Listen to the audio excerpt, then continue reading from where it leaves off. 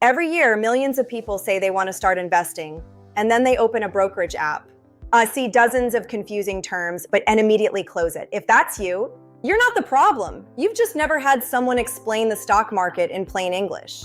I'm AY, and I honestly believe financial literacy should be taught before algebra, because knowing how money works can literally change your life. So today, I'm breaking down the stock market into simple language anyone can understand. No jargon, no complicated finance degree required. Just the concepts that actually matter. And by the end, you'll know exactly what every beginner should understand before buying their first investment.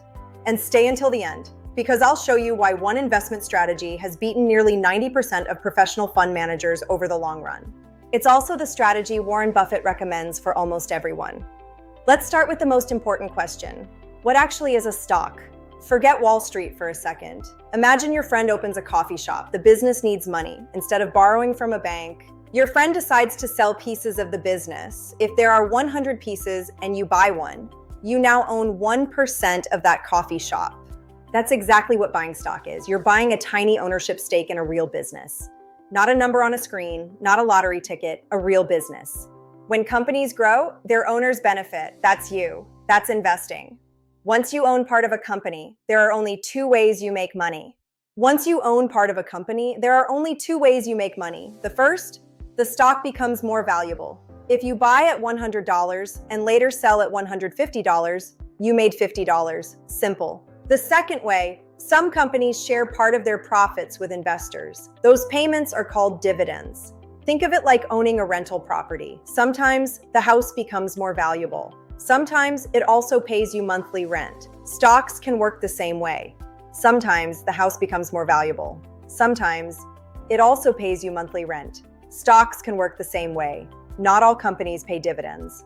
Here's where most beginners go wrong. They treat stocks like lottery tickets. They ask, will this number go up tomorrow?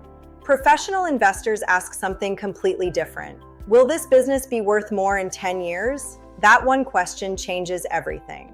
Professional investors ask something completely different. Will this business be worth more in 10 years? That one question changes everything. You're no longer gambling. You're evaluating businesses. A lower stock price does not mean a stock is cheaper. Imagine company A has 10 million shares. Each share costs $100. The company is worth $1 billion. Now imagine company B also has a value of $1 billion, but it has 100 million shares. Each share only costs $10. Which is cheaper? Neither. They're worth exactly the same. That's why investors look at something called market capitalization, or market cap.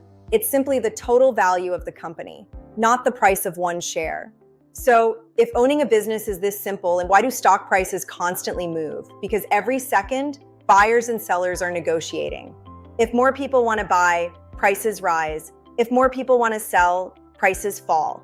It's basic supply and demand. But here's the twist. Markets don't just react to what happened. They react to what investors think will happen next. That's why one headline, one earnings report, or even one unexpected announcement can move billions of dollars in minutes. Now that you understand what a stock actually is, it's time to answer an even bigger question. How do you know whether a company is actually worth buying? That's what we're covering in part 2.